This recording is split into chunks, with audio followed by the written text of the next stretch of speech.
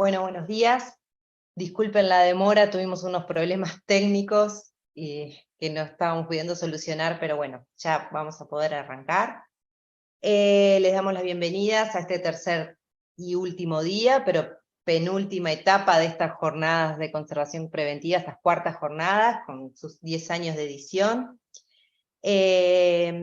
Para empezar con los riesgos tecnológicos, vamos rápido con Mariela Cantú, de Argentina, que nos va a presentar aportes para la conservación del video magnético. Muchas gracias, Mariela, y disculpen a todos por esta demora.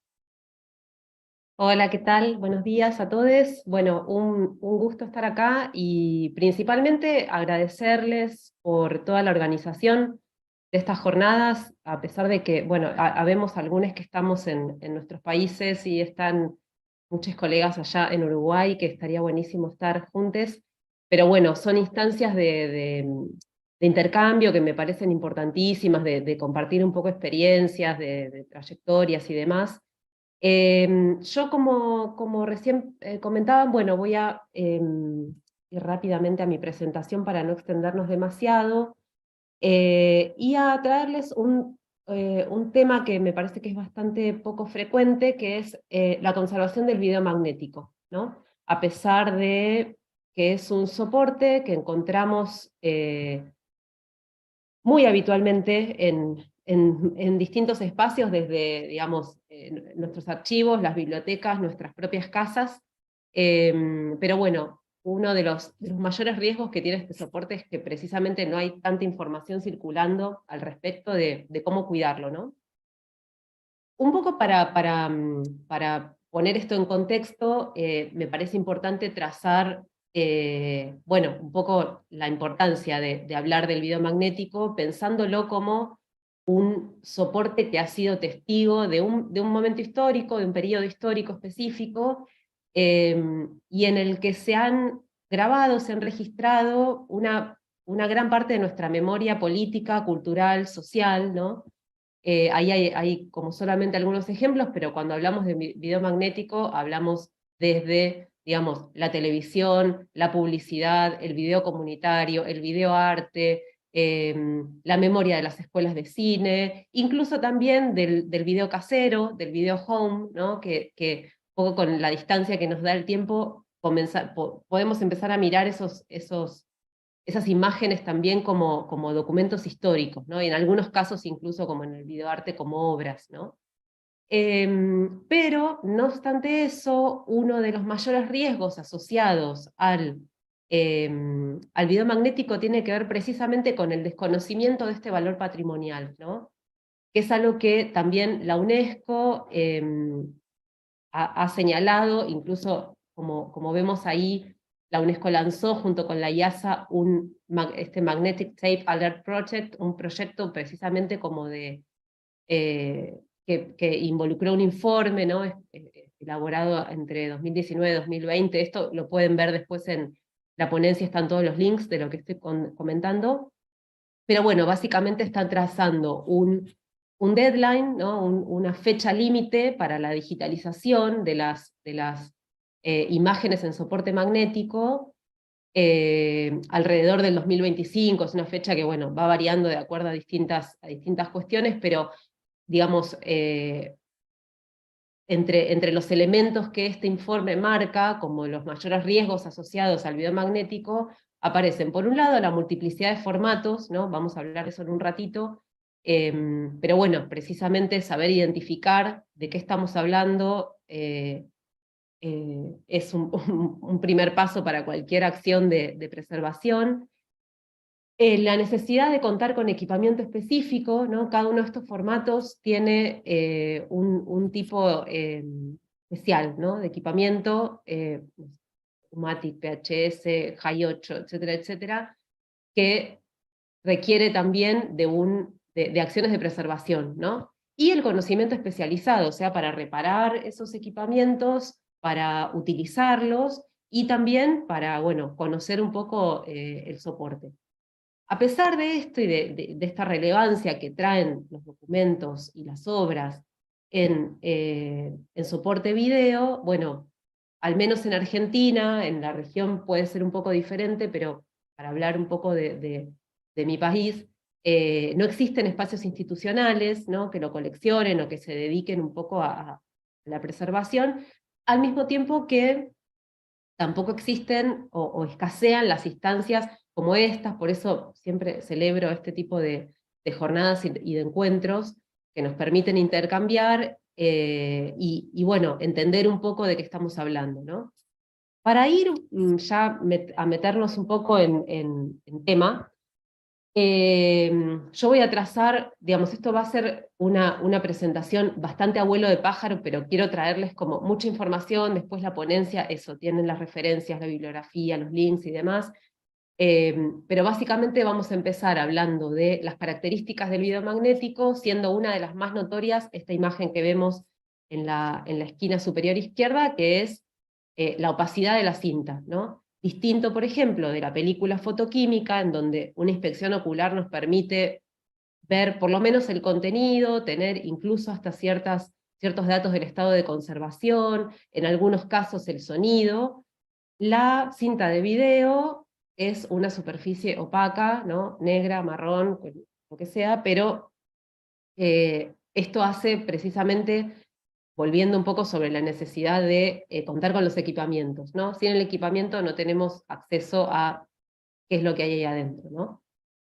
En cuanto a la composición y la estructura física, la cinta magnética tiene generalmente 2, a veces 3 capas diferentes, siendo la superior, que ven ahí en ese gráfico, la capa magnética, precisamente, ¿no?, que contiene muchos elementos ferrosos en general, y un aglutinante que es como que las mantiene unidas, y el lubricante, ¿no?, que permite que la tracción de la cinta sea más suave.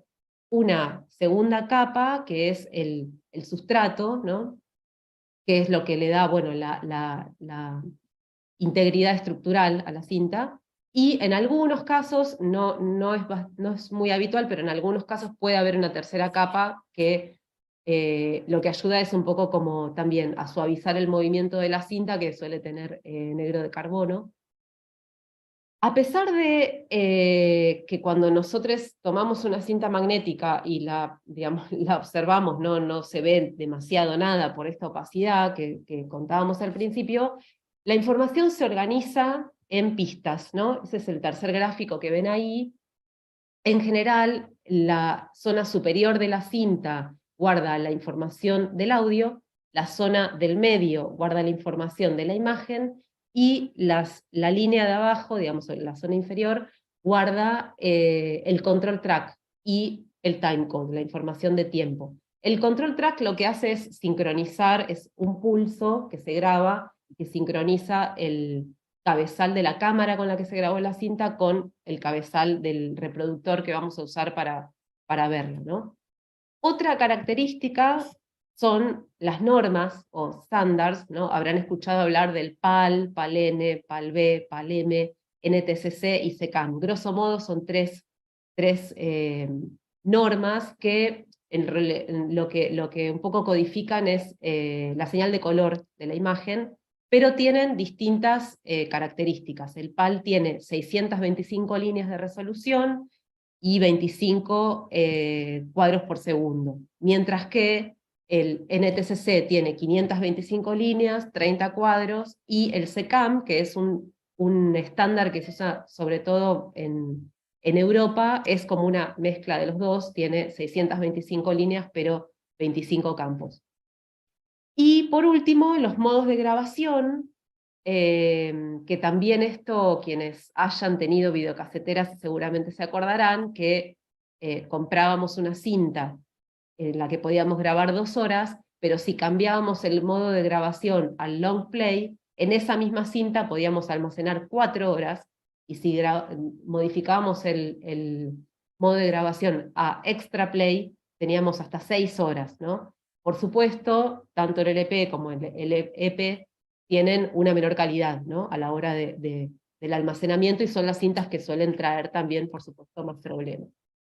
Y esto, digamos, lo vamos a hacer bastante rápido, pero solamente para que puedan ver, ¿no?, la multiplicidad de formatos que mencionábamos antes, están ordenados como casi cronológicamente, pero un poco existen también tipologías dentro de esto, empezando con las cintas de bobina abierta, 2 pulgadas, 1 pulgada, media pulgada.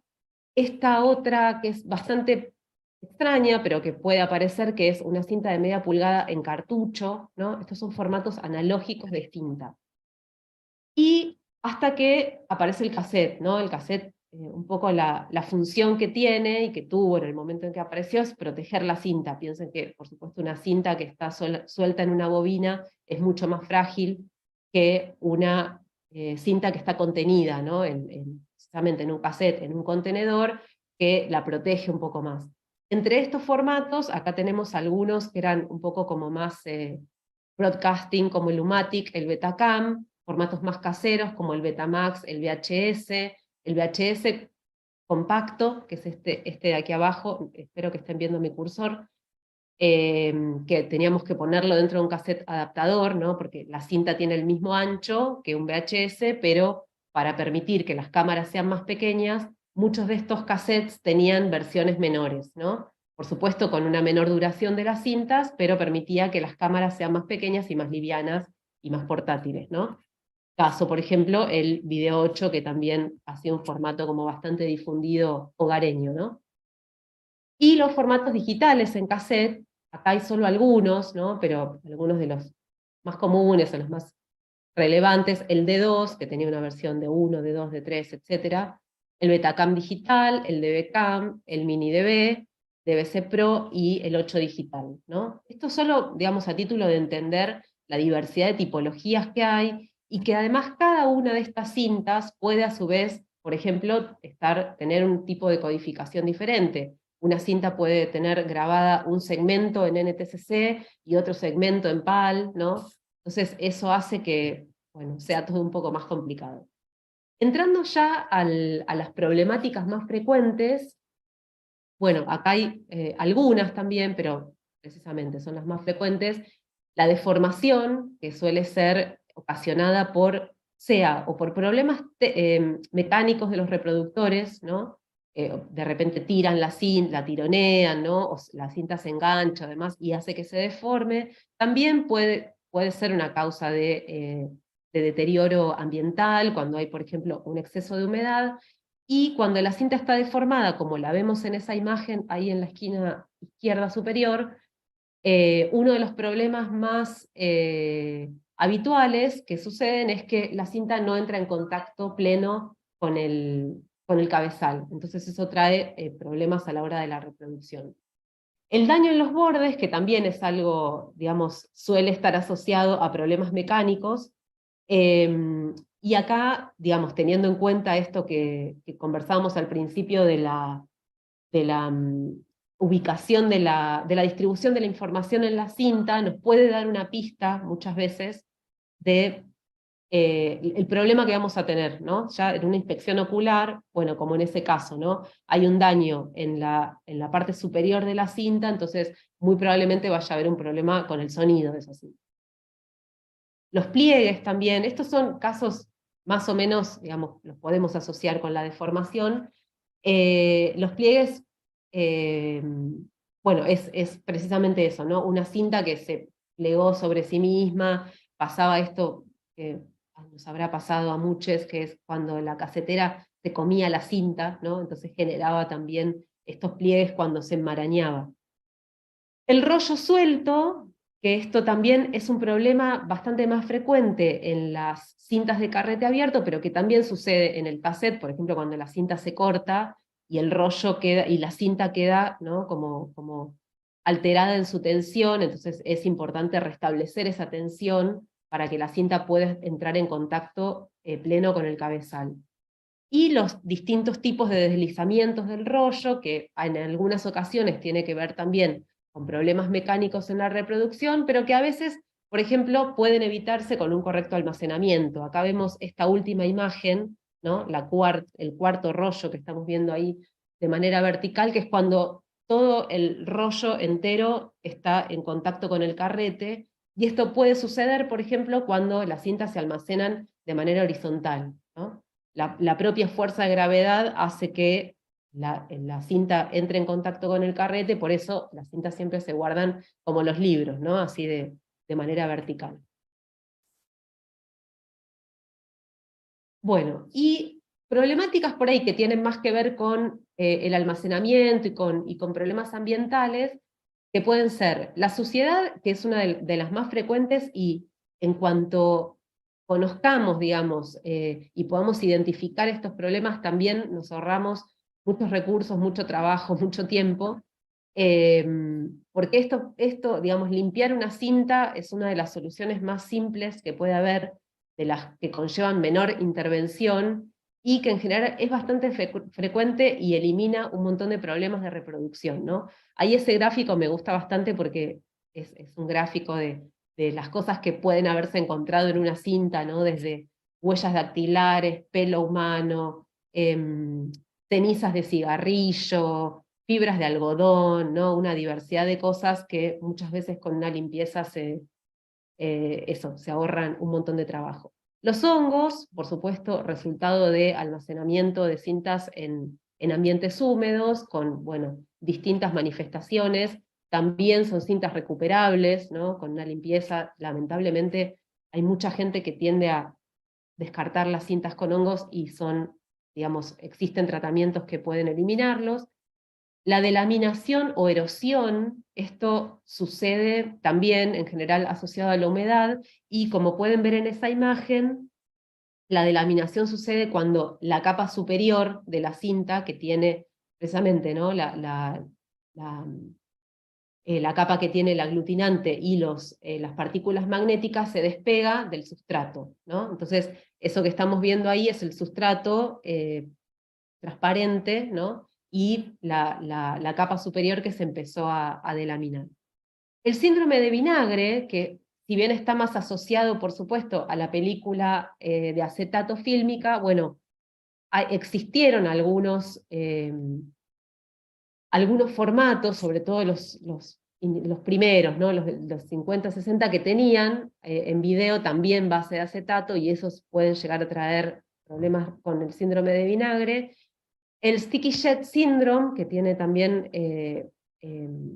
asociado a una pérdida de lubricante, y genera eso que se ve en la imagen, ¿no? Que es que la cinta se pega sobre sí mismo, ¿no? Y uno lo puede tener así vertical, y la cinta se queda adherida a sí misma, ¿no? Entonces, cuando lo empezás a abrir, eso, imagínate que cuando estamos pasándolo en un reproductor puede ser bastante riesgoso.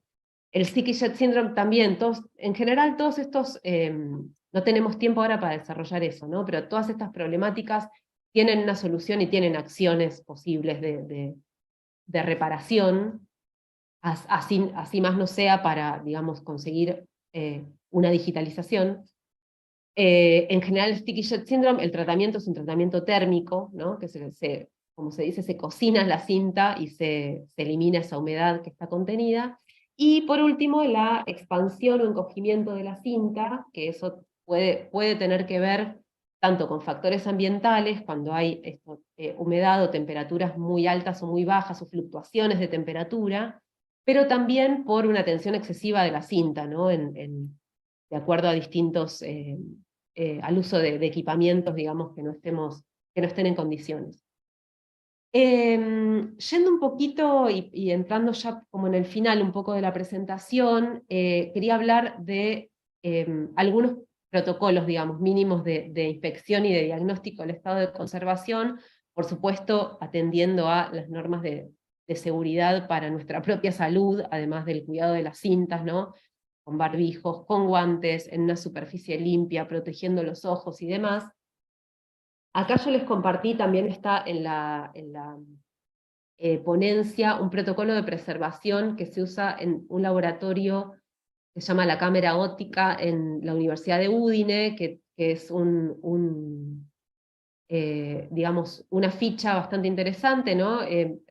Bastante básica en cierto sentido, pero bueno, nos permite un poco pensar en cómo documentar el estado de conservación de una cinta, siempre acompañado de una fotografía, y distintos tipos también de modelos de fichas, ¿no? Esto, bueno, no vamos a tener tiempo de desarrollarlo, pero hay varios ejemplos en la ponencia que pueden revisar. Lo importante acá es siempre, como un poco como en todo soporte y en toda inspección y en todo diagnóstico del estado de conservación, es documentar todo lo que se ve, ¿no? La cinta tal cual nos llega, acompañar de una fotografía. La inspección, por supuesto, empieza por las cajas, por los contenedores, por los cassettes y termina en las cintas, ¿no? Todo eso tiene que estar documentado. Y para ir ahora sí, como llegando hacia el final, eh, algunas, algunas recomendaciones, un poco de almacenamiento. Siempre tenemos que, digamos, vamos a tender hacia lo ideal.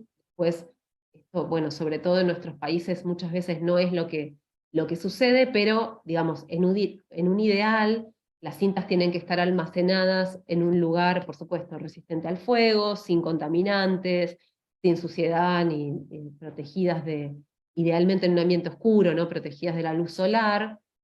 Como se ve en la imagen, de pie, en estanterías de acero, digamos, un poco para evitar plagas, por supuesto, y en una temperatura que ronde los 15 grados, pueden ser 3 grados para arriba, 3 grados para abajo, digamos. Después muchas veces necesitamos elaborar temperaturas de convivencia, a veces, como se le dice, y en una humedad relativa entre 35 y 50 grados, ¿no? Diferente muchas veces de la película fotoquímica, por ejemplo.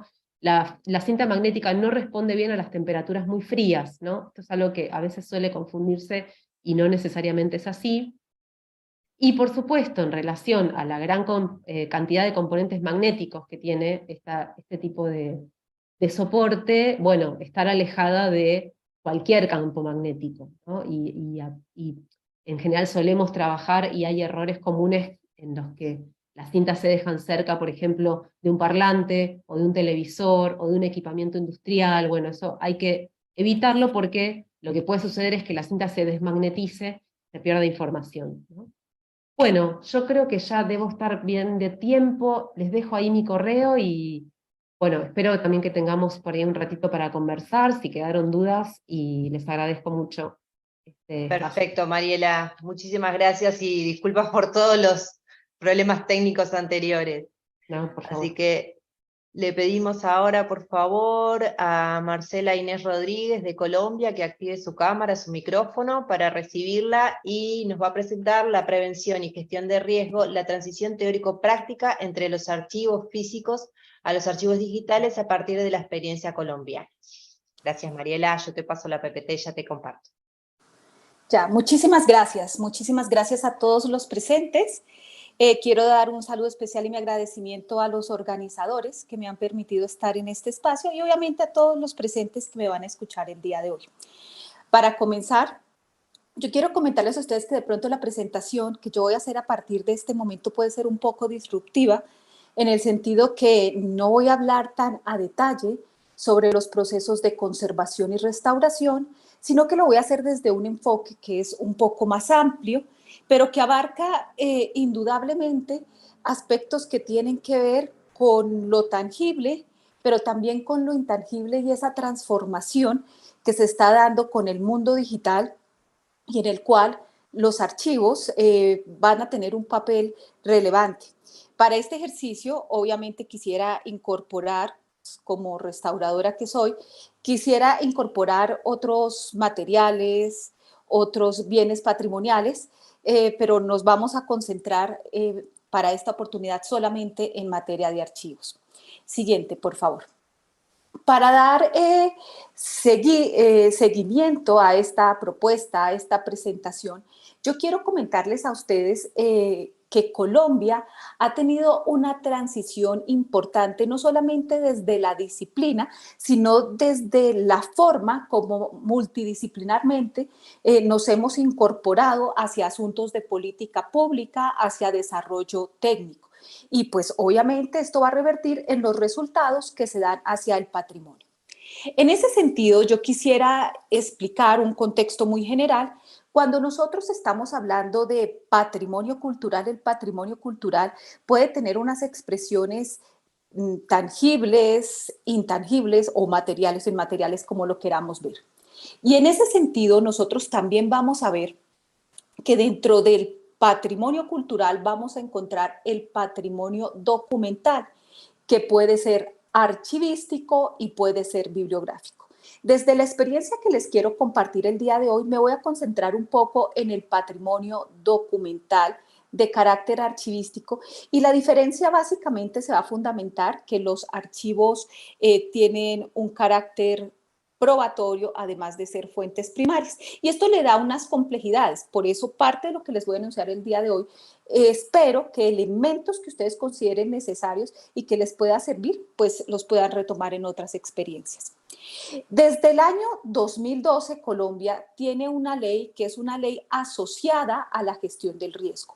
¿Y esto por qué obedece? Obedece precisamente porque, como muchos otros países de América Latina, hemos tenido desastres naturales o también hemos tenido azonadas o también hemos tenido otras complicaciones que han hecho que muchas veces el patrimonio cultural se vea afectado. Pero esta ley es un trabajo concertado donde varios sectores y varios profesionales han trabajado de forma cooperada, no solamente para incidir en el tratamiento técnico del patrimonio cultural, sino también en términos de bienes muebles, sino también de la infraestructura cultural. Siguiente, por favor. Y en ese sentido, también ha sido necesario trabajar en la armonización de las políticas públicas. Y en este sentido, las políticas públicas relacionadas con el patrimonio documental.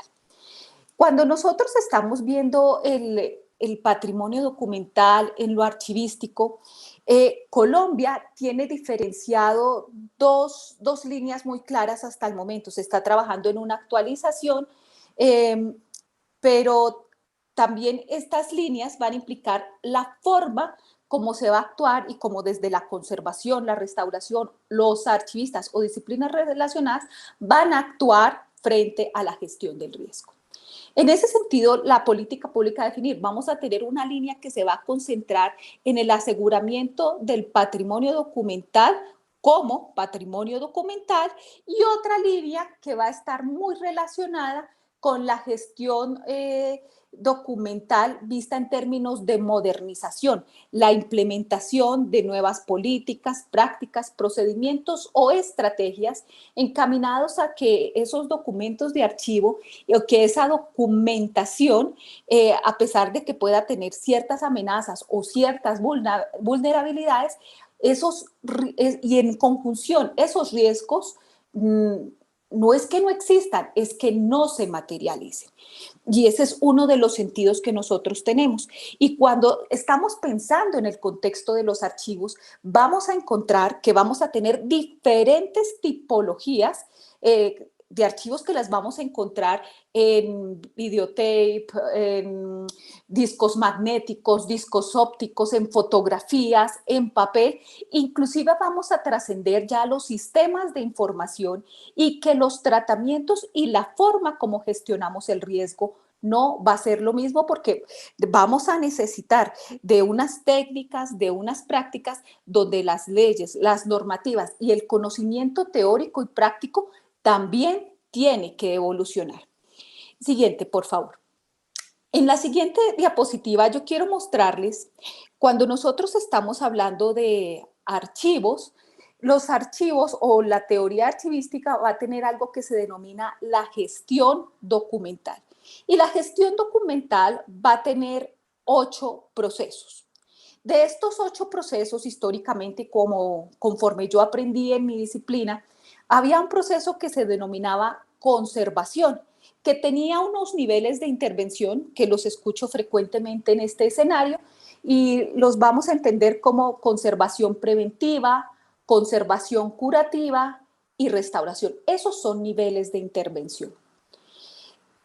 Con el tiempo, ya nosotros sabemos que existe el patrimonio digital. Y el patrimonio digital, cuando estamos hablando en términos de archivos y documentos electrónicos de archivos, el nivel de restauración no es posible, porque afecta las características del documento electrónico de archivo, es decir, altera esa integridad, esa autenticidad. Y si estamos hablando de documentos de archivo que pueden tener un carácter probatorio, indiscutiblemente va a afectar ese objetivo o esa traducción o esa misión que tienen los documentos en sí mismos. En ese sentido, es necesario o fue necesario desde la perspectiva colombiana empezar a adaptarse a las necesidades y ya no entendemos estos niveles de intervención en un solo sentido, sino que lo ampliamos al rango de lo físico y al rango de lo digital. Por tal razón, lo que anteriormente se denominaba como conservación o conservación preventiva, lo vamos a denominar preservación a largo plazo, donde los procesos de conservación preventiva, conservación curativa o restauración van a estar muy relacionados con el entorno físico, con el tratamiento físico de los documentos y los medios. Es decir, cuando se están verificando que existan las condiciones ambientales, cuando se están verificando las condiciones de almacenamiento, manipulación, va a ser lo relacionado con la conservación. Y la preservación va a estar relacionada, ya le llamamos preservación digital, con todas las medidas de aseguramiento para que la información sea accesible a lo largo del tiempo, es decir, sin un final previsto. Hoy por hoy nacen documentos en el entorno electrónico y su disposición final va a ser en el entorno electrónico. No es posible imprimirlos porque eso quiere decir que tenemos copias y las copias no son equivalentes a un original en su tratamiento probatorio. En ese sentido, la siguiente, vamos a encontrar, y creo que me voy a detener un poco en el siguiente slide, vamos a encontrar que dentro de esos procesos de la gestión documental, va a haber un proceso que ya no se va a denominar conservación, sino que se va a ampliar y se va a denominar preservación a largo plazo. Y esa preservación a largo plazo va a tener dos componentes. Un componente que se va a denominar conservación documental y otro componente que se va a denominar preservación digital a largo plazo. Dentro de la conservación documental, nosotros vamos a tener los niveles de intervención, digamos, tradicionales que hemos conocido hasta el momento: conservación preventiva, conservación curativa, restauración, dentro del componente conservación documental. Pero en la preservación digital, ¿sí?, que está encaminada a ese aseguramiento de la información, es decir, a esa parte intangible de los documentos, ya no van a haber esos niveles de intervención. Tienen que conjugarse y tienen que entenderse. Es decir, para que haya una conservación adecuada, tiene que haber un medio. El medio tiene que tener una estantería, tiene que tener un mobiliario. Y el hecho de mantener ese medio en condiciones ideales va a garantizar que de alguna manera lleguemos a la preservación. Pero de nada nos sirve tener un disquete en buenas condiciones si la información no es accesible. De tal forma que fue necesario diferenciar no solamente los riesgos, sino la forma de asumir los tratamientos sobre el entorno físico o el entorno digital. Esto lo materializamos en Colombia con algo que denominamos un instrumento archivístico que se llama el Sistema Integrado de Conservación. No es un sistema como lo podemos asumir en el marco de un sistema de calidad o un sistema de información. Es una herramienta operativa que no solamente nos permite diferenciar lo que es la conservación documental, sino lo que es la preservación digital. Y con relación a la conservación documental, nos va a generar una serie de programas con los que nosotros muchas veces estamos familiarizados, que es generar las capacidades, la sensibilización frente al manejo de los soportes, los medios, los formatos, el mantenimiento de las instalaciones, el saneamiento ambiental, el monitoreo y control de las condiciones ambientales, el almacenamiento y sobre todo prevención y gestión del riesgo.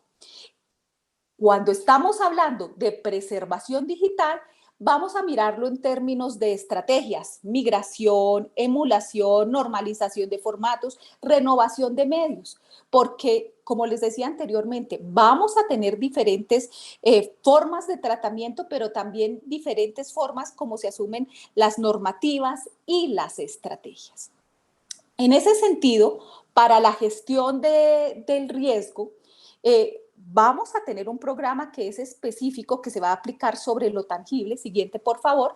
Pero de la misma manera vamos a involucrar las medidas y las estrategias para el tratamiento de la información, donde vamos a tener unas fases donde lo más importante y sobre lo que nos vamos a concentrar es en la información, después en los medios y después en el edificio. Siempre van a haber unos elementos que son determinantes, y esos elementos determinantes, por ejemplo, puede ser un diagnóstico integral que nos va a dar el prerequisito para la generación del sistema integrado de conservación y la determinación y manejo de los riesgos, tanto en lo que es tangible como en lo que no es tan tangible, como es la información. Siguiente. Asimismo, vamos a considerar, y siempre lo habíamos pensado, que cuando estábamos hablando de archivos patrimoniales estamos pensando muchas veces en los archivos históricos. Cuando estamos hablando de archivos, vamos a tener una fuerza importante en lo que son los archivos vitales, que aunque pueden no estar en fase histórica, van a ser determinantes para el debido disfrute de derechos o también para el cumplimiento de deberes de las partes, ya sea desde el Estado o sea desde la sociedad civil. Además, estos documentos vitales van a estar no solamente como documentos físicos en diferentes formatos, sino que también van a estar en el entorno digital, lo cual implica, en términos de preservación, asumir que existen otras amenazas, otros tipos de riesgos. Y con ello me voy a al siguiente slide, donde vamos a encontrar riesgos cibernéticos. Y ya nos tenemos que adaptar con nuevas teorías, con nuevas normas, y aquí es cuando estamos hablando de las normas de la familia, de las normas 27.000, las ISO 27.000, donde vamos a mirar que los riesgos no solamente pueden ser internos o externos. Vamos a mirar que externos relacionados pueden ser con hackeos, intrusiones en el sistema de seguridad, o también pueden ser con las malas prácticas que nosotros tenemos. Ya estoy cumpliendo el tiempo y quiero cerrar con un ejercicio que también les va a poner a pensar un poquito cómo se integran estos dos elementos. Hace algún tiempo a mí me llamaron de un archivo súper sofisticado, un edificio que era inteligente, y resulta que cuando estamos manejando archivos que tienen cierta sensibilidad, lo que dicen las buenas prácticas, la teoría, es que el sistema no está conectado contra el sistema externo, es como si fueran el piloto y los pasajeros. Entonces, como sabían que no podían entrar al sistema donde estaba el piloto, un hackeo que hicieron, era un edificio inteligente. Entonces enfriaron el edificio a tal punto que lo que hicieron fue congelar los servidores donde estaba la información que tenía sensibilidad. Entonces, si ustedes miran, la confusión entre lo tangible y lo intangible está vigente. Y el establecer medidas para la gestión del riesgo, amenazas, vulnerabilidades, es importante, pero también es importante diferenciarlas, armonizarlas y encontrar tratamientos conforme las metodologías vigentes y contemporáneas. Siguiente, por favor. Porque ya estamos en un mundo de transición, así como esta charla puede ser un poquito disruptiva, ya estamos entrando en un mundo de transición donde el patrimonio no solamente se está gestionando en digital y donde ya no solamente estamos procurando el acceso, estamos llegando a otros mundos donde ya estamos hablando de inteligencia artificial, analítica de data, big data, donde el patrimonio que alguna vez lo tuvimos en tangible está jugando en otros escenarios para trascender, y que eso también implica el pensarnos y el reincorporarnos frente a otros riesgos y frente a otros manejos. Con ello termino mi sesión, mi pequeña postulación, y les agradezco muchísimo la jornada y quedo atenta a cualquier inquietud que ustedes más adelante pudieran tener. Muchísimas gracias a los organizadores y a ustedes, por supuesto. Muchas gracias, Marcela. Ahora le pedimos a los compañeros de Argentina, Emanuel Cantero, Olivia Gober y Andrea Ipa, que nos van a presentar el archivo documental artístico de El Fogón de los Arrieros, Chaco, Argentina, Conservación Preventiva, Digitalización y Difusión. Gracias, bienvenidos. Bueno, muchas gracias a todos. Vamos a arrancar con nuestra presentación. Vamos a estar presentando el estrés. Y bueno, para dar una introducción a esta institución que estamos por trabajar, lo primero que quiero señalar es que se trata de una institución que es argentina, de la provincia del Chaco, que es una provincia que históricamente ha estado en un lugar periférico, ahora lo esté en algunas cosas, pero en el momento de creación de esta institución, que es en 1943, era una ciudad más periférica, y presentaban ideas de modernidad y de vanguardia muy avanzada, lo cual le da al acervo documental con el que estamos trabajando un valor patrimonial muy importante, ¿no?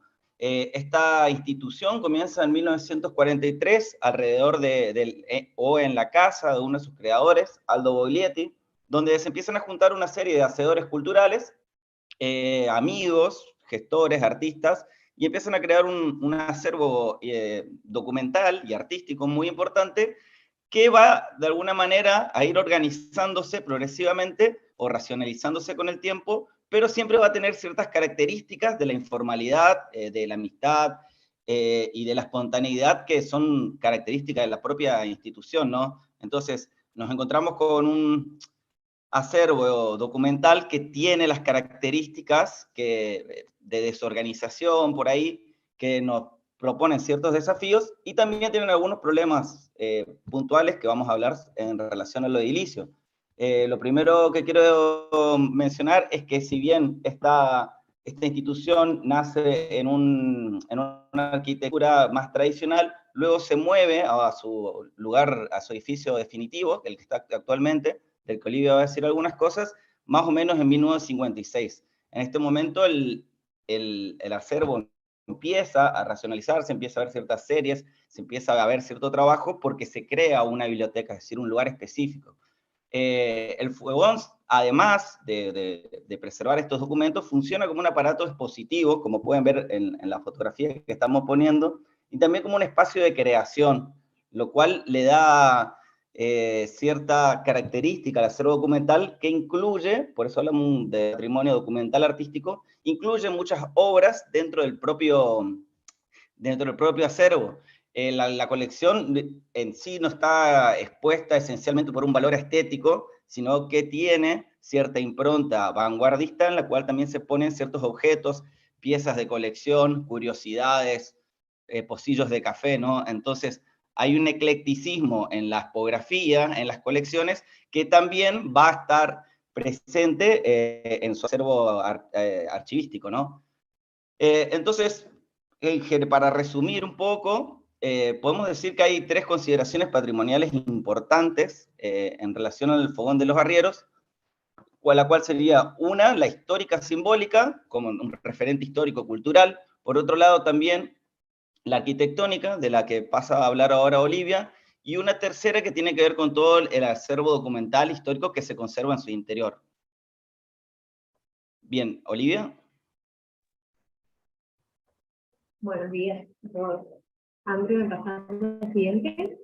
Bueno, brevemente contarles sobre este edificio, al cual denominamos Nuevo Fogón, que fue su sede definitiva, que, como bien dijo Manuel, se proyecta en la década del 50. Lo proyecta el arquitecto Humberto Horacio Mascheroni, también oriundo de la provincia de Santa Fe, igual que los hermanos Boglietti, que se recibe en Rosario y viene a Resistencia, una resistencia que todavía no tenía conformada una facultad de arquitectura. Él es uno de los que conforma esta facultad, como también uno de los que conforma el Consejo Profesional de Arquitectos del Chaco.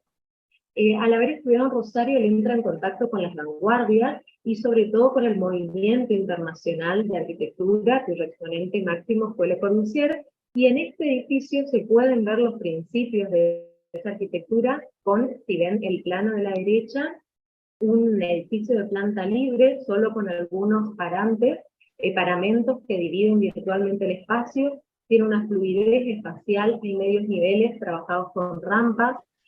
También el uso preponderante del hormigón armado que permite esos grandes aventanamientos corridos, como ven en la fachada de la imagen de la izquierda. Andrés, ¿me pasas la siguiente?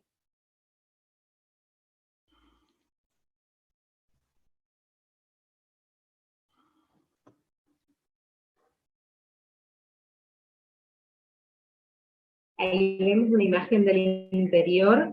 Esta losa de entrepiso, que se ve mejor en la imagen, está colgada de la cubierta con tensores en vez de estar apoyada en el piso, lo cual también es un alarde tecnológico para la época. El edificio completo es uno de los máximos exponentes de arquitectura moderna en esta ciudad. Pensemos que es un territorio que en esta década recién se provincializa, que antes es un territorio nacional. Y otra característica muy interesante es no solo que este edificio fue concebido ya para esta función, para albergar estas obras de arte, sino que el edificio empieza a funcionar de manera intrínseca con la colección, que empieza a adoptar, como se ve, las columnas, las losas, las puertas intervenidas, murales, como se vio en la fachada, que también están pensados de forma intrínseca con el edificio. Te dejo a vos, André, que continúe. También quería aclarar que este edificio, como dijimos, que es de la década del 50, contiene ciertas problemáticas estructurales que presentan un desafío sobre todo económico para la institución, y que esas problemáticas se traducen en estos contactos que vamos a ver con el archivo documental. Bueno, unas consideraciones puntuales respecto al archivo, de la historia archivística. Si bien, como dije, empezó a organizarse este acervo de manera azarosa, espontánea, sin muchos criterios, las series fueron apareciendo progresivamente. A partir del fallecimiento de Aldo Bolietti, que fue su creador en 1979, toda la institución comienza un proceso de formalización y revisión de todos sus documentos, y estos documentos comienzan a organizarse, aunque no con criterios estrictamente archivísticos. Pero hay ciertas series que fueron estandarizándose y tuvieron mucho cuidado por su valor. Puntualmente, las que nos interesan a nosotros en este proyecto son las series de correspondencia, porque había muchos intercambios epístolar con artistas y demás. Y por otro lado, la serie de publicaciones del boletín de la institución, que estaba compilado de manera fragmentaria, y ahora nosotros hemos comenzado a organizarla recientemente.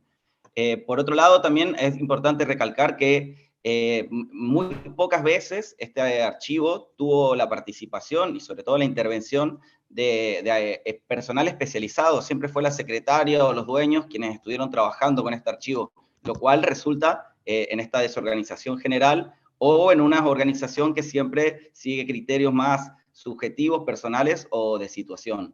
André.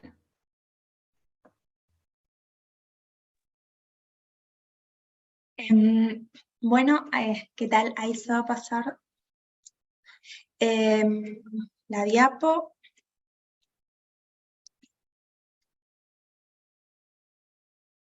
Bueno, mientras espero que se pase la diapositiva, los objetivos que nos propusimos en este proyecto fue conformar justamente un inventario descriptivo y actualizado de estas series que seleccionamos, que son los boletines del fogón y la correspondencia, realizar un diagnóstico del estado general del archivo y aplicar una serie de medidas de conservación preventiva tendientes a estabilizar el archivo, y preservar la memoria contenida en la serie de los boletines a través de su escaneo, digitalización y publicación online.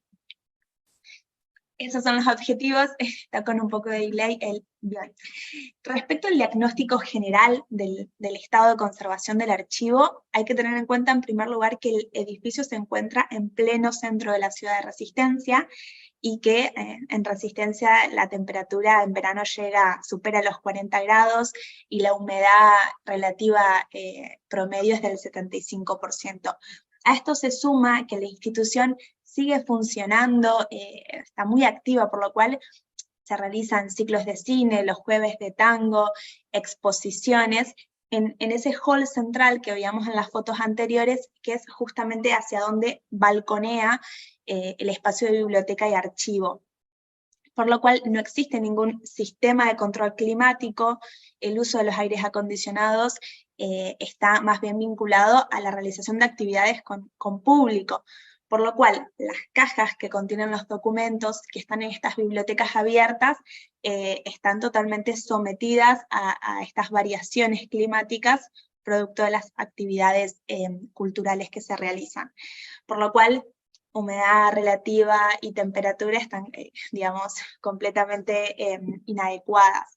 A esto se suma la presencia de contaminantes, tanto atmosféricos como vinculados con sistemas de guardas inadecuados, ácidos, como se pueden ver en las fotografías, y contaminantes también transferidos por contacto directo por los sistemas de guarda y por los materiales que componen los documentos. En la foto de abajo vemos, por ejemplo, el tallo de una flor que está adherido a un papel, digamos.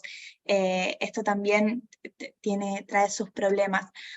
Por otro lado, bueno, la sobresaturación del espacio provoca la deformación de las cajas y de los documentos. Arriba a la derecha vemos, por ejemplo, un bloque de documentos que está deformado, porque se guardan, bueno, se guardan distintos formatos todos juntos. Perdón. Después, bueno, también debido a la ausencia de protocolos de consulta de este archivo, la disociación y el robo eran factores de riesgo. Por otra parte, justo arriba de la biblioteca había filtraciones de agua, lo cual, bueno, todos estos factores de deterioro juntos, si bien los observaron, promovían la proliferación de hongos e insectos. Bueno, en consecuencia, los deterioros que más observamos tenían que ver con la suciedad superficial, pliegues, arrugas, manchas, oxidaciones por la utilización de sistemas de sujeción metálicos, por lo cual, bueno, frente a este diagnóstico que realizamos, decidimos aplicar una serie de medidas de conservación preventiva tendientes a estabilizar estas dos series, las correspondencias y la serie de boletines. En primer lugar, se realizó una limpieza en seco de los documentos, se corrigieron deformaciones mediante peso y con plegadera, se removieron los elementos metálicos y se reemplazaron los sistemas de guarda. En un primer nivel, con carpetas libres de ácido, de distintos gramajes, estilos y tamaños según la necesidad de los documentos, interfoliando en casos necesarios, y luego se colocaron en cajas de cartón corrugado libres de ácido, respetando el orden original del archivo. Y bueno, considerando estos factores de deterioro que nombraba al principio, vinculados con la ubicación del archivo, se trasladaron estas cajas a un mobiliario con puertas corredizas que está en la reserva técnica del edificio, donde si bien el clima no es controlado, es mucho más estable que en su ubicación anterior. Y finalmente se elaboró un protocolo de conservación donde se estipulan normas para el mantenimiento y la consulta de estos originales.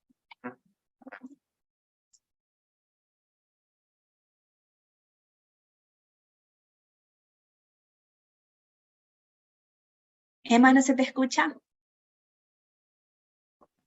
Perdón. Bien, en relación a la digitalización, lo primero que quiero señalar es que la institución ha realizado de manera esporádica la digitalización de algunas series, de algunas fotografías, pero todas por cuestiones de conservación o se han extraviado de las propias computadoras, nunca estuvieron disponibles. Entonces, tratamos de plantear un sistema de digitalización que comienza por las cuestiones que consideramos más valiosas. Todos nosotros trabajamos de todas maneras históricamente este acervo, y decidimos comenzar con la colección de boletines porque es una colección de revistas que tiene muchísimo valor, y la transformación del medio analógico al digital permite buscar adentro de los documentos, ¿no? Y permite consultarlos de otra manera, y sobre todo permite difundirlos. Bueno, la digitalización se hizo utilizando un escáner cama plana.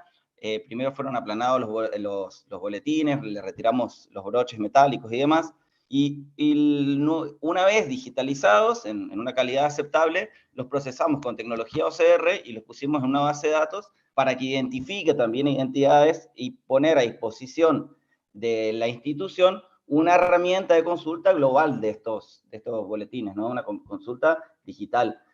Resta ahora la digitalización de la correspondencia y progresivamente el resto de las series. Por otro lado, lo que decidimos para preservar estos documentos digitales es subirlo al archivo histórico de revistas argentinas y también al repositorio digital del Instituto de Investigaciones Geohistóricas, para que estén disponibles en el acceso público, con el permiso de la institución obviamente, y para que se preserven a lo largo del tiempo, porque si bien la institución cuenta con una web, esa web no siempre funciona y no tiene una visibilidad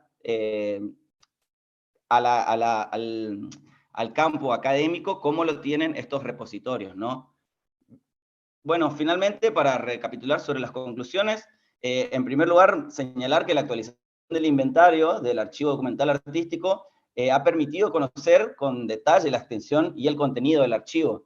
La principal conclusión a la que hemos abordado en relación al estado de organización y estructura del archivo es que si bien las medidas iniciadas aportan al conocimiento del orden original, muchas de las series no se encuentran ordenadas, descritas y consignadas en índices que faciliten la búsqueda y consulta de información por parte de los usuarios. Es decir, nuestro conocimiento es aún parcial a pesar de los avances que hemos hecho en estos conocimientos. La segunda, que las medidas de conservación preventiva aplicadas sobre las series trabajadas permitieron estabilizar físicamente el conjunto de documentos, lo que sumado a la elaboración de ciertos protocolos de mantenimiento y consulta, posibilitan ahora por lo menos encontrar de las series que conocemos más fáciles los documentos, sobre todo sin perjudicar mucho la preservación. Nosotros hemos trabajado, como les dije, en el presente proyecto con los boletines y la correspondencia, pero aún queda mucho trabajo de organización en series muy importantes, como por ejemplo la de fotografías, la de recortes periodísticos, y mucha documentación relativa a autores y obras que están en el fogón o a autores que visitaron en el fogón. Y finalmente consideramos que la digitalización de la serie de boletines del fogón representa un avance decisivo para la preservación de la memoria histórica cultural de la institución, lo que habilita su consulta y la profundización del análisis del rol del fogón en el desarrollo de la vanguardia artística del nordeste argentino. A la vez representa una base en términos de acceso y difusión, fundamentalmente, de una colección de revistas que hasta ahora no estaba disponibles, y de modo íntegro y con características que permiten su consulta de una manera versátil y puntual por parte de los usuarios. Y finalmente, que sobre todo en su publicación en el archivo de revistas históricas de la Argentina, al estar indexado junto con el resto de las revistas, uno puede consultar y ver cómo autores, obras, eventos, coinciden con los de otras revistas culturales que también ahí están expuestas. Eso nomás. Muchas gracias.